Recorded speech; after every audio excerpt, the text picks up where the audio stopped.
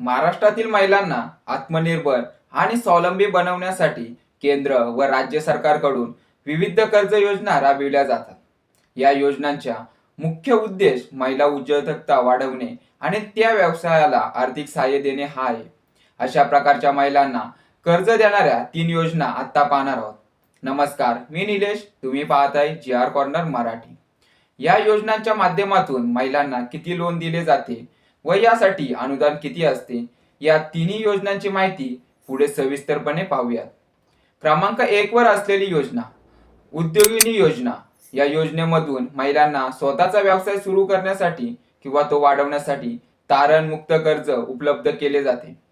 या योजनेमध्ये कर्ज मर्यादा 1 लाख ते 3 लाखापर्यंत दिली जाते.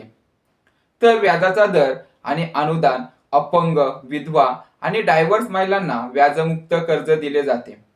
इतर प्रवर्गातील महिलांना बँक नियमानुसार 10 ते 12% व्याजदर लागू होतो, परंतु पात्रतेनुसार कर्जावर 30% पर्यंत अनुदान मिळू शकते. योजनेसाठी पात्रता वय 18 ते 55 वर्षे असावे लागते. कौटुंबिक वार्षिक उत्पन्न 1.5 लाख रुपयांपेक्षा जास्त नसावे व यापूर्वी कोणत्याही कर्जात थकबाकी नसावी. अर्ज कसा व कुठे करायचा हे पहा. जवळच्या बँकेत जाऊन अर्ज करू शकता व भारत सरकारच्या myscheme.gov.in या पोर्टलवर ऑनलाईन अर्ज करण्याचा पर्याय उपलब्ध करून देण्यात आलेला आहे.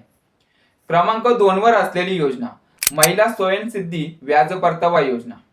या योजनेतून इतर मागासवर्गीय आणि विशिष्ट समाजातील महिलांना, बचत गटांना कर्ज घेऊन व्यवसाय करण्यासाठी व्याज परतावा दिला जातो. या योजनेमध्ये कर्ज मर्यादा बँकेमार्फत 5 लाख ते 10 लाख रुपयापर्यंत कर्ज दिले जाते. या योजनेमधून होणारा फायदा: कर्जाच्या रकमेवरील 12% व्याजाच्या मर्यादित व्याज परतावा महामंडळाकडून बचत गटांना अदा केला जातो. योजनेसाठी पात्रता: महिला बचत गट महिला आर्थिक विकास महामंडळाच्या लोकसंचालित साधन केंद्रामार्फत शिफारस केलेला असावा व बचत गटातील महिलांना इतर मागास प्रवर्गातील असाव्यात. महिलांचे वय 18 ते 60 वर्षापर्यंत असावे लागते. या योजनेमधून 5 वर्षापर्यंत व्याज परतावा दिला जातो. क्रमांक 3 वर असलेली योजना महिला समृद्धी कर्ज योजना.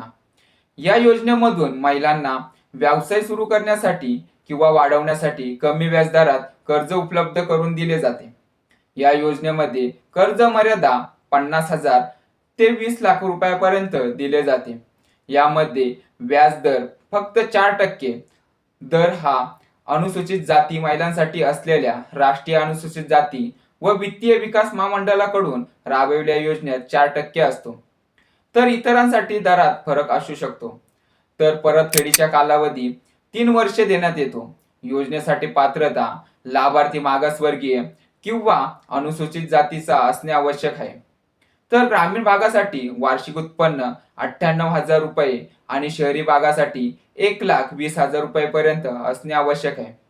या योजनांची सविस्तर माहिती, आवश्यक कागदपत्रे आणि अर्ज करण्याची प्रक्रिया संबंधित सरकारी मंडळाच्या उदाहरणार्थ महिला आर्थिक विकास महामंडळ, महात्मा फुले महामंडळ यांच्या अधिकृत संकेतस्थळावर किंवा जवळच्या बँकेत, जिल्हा उद्योग केंद्रात उपलब्ध होईल.